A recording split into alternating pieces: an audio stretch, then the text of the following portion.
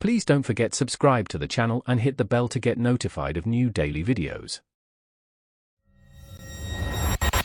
My name is Kasen, and for the past few months my world has been the inside of an old carriage house studio.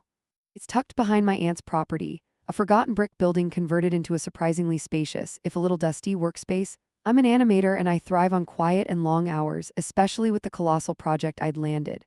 This place was perfect, isolated, cheap, and I could work through the night without bothering anyone. At first, it was just the usual oddities of an old building. The floorboards creaked even when there was no breeze. The ancient wiring caused the overhead lights to flicker, sometimes plunging me into momentary darkness. I'd shrug it off, blame the old bones of the place, or more often, my own exhaustion. I was living on instant coffee and a few hours of sleep, pushing frames out like a madman. Then my shadow started to behave strangely. It began subtly, like a trick of the eye.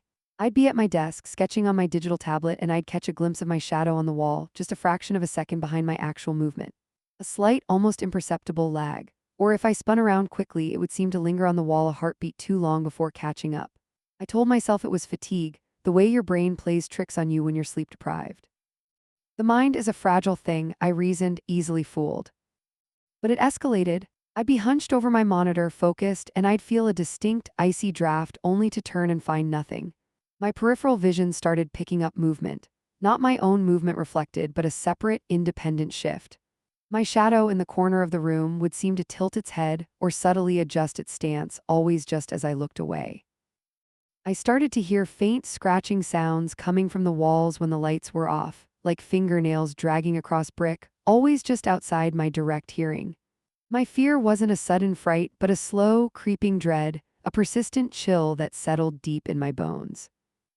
One morning, I found a half-finished sketch on my tablet.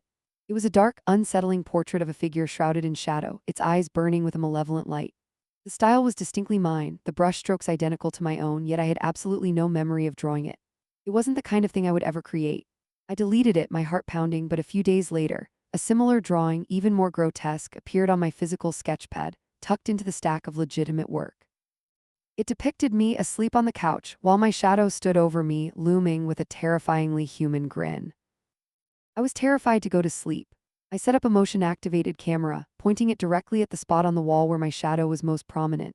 I armed myself with a heavy wrench, my only comfort against the growing, unseen threat. The next morning, I reviewed the footage, my hands trembling. At first, it was just me, slumped over my desk, occasionally shifting. Then, as I finally drifted off in my chair, it happened. My shadow, cast by the single desk lamp, began to detach. It didn't just stretch, it separated. A darker, more defined version of myself stepped out of the wall, silent and fluid. It moved around the room, mimicking my posture, touching my work tools. It even picked up my digital tablet, making gestures with its shadowy fingers, as if continuing the horrific sketch from before. At one point, it paused, turned its featureless face towards the camera, and in that moment, I swear I saw its shadowy form smile. Panic seized me. I couldn't stay. I packed a small bag, intending to flee, but as I moved towards the door, I saw my shadow, now fully formed and almost solid, blocking my path. It was taller, broader, its movements an eerie parody of my own. Its eyes, previously just absence, now seemed to glow with a faint, internal light. It raised a hand, mirroring my own terrified gesture, and beckoned. I felt a cold, draining sensation, like my own energy was being pulled from me. It spoke, but not with a voice. The words echoed directly in my mind. "You've worked so hard, Kasen, let me finish for you." I fought back with pure animal instinct. I swung the wrench, not at it, but at the main circuit breaker. The studio plunged into absolute darkness. The sudden lack of light disoriented it, and in that split second I lunged for the door, my heart hammering against my ribs. I ran blindly out into the pre-dawn chill, not daring to look back.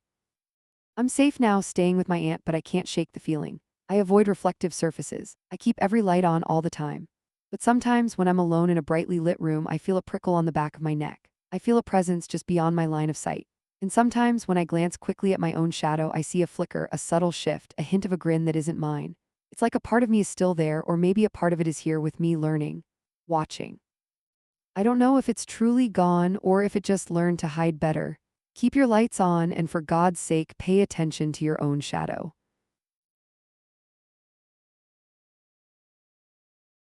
If you enjoyed this video, please hit the thumbs up button to like it. And please do subscribe to support the channel.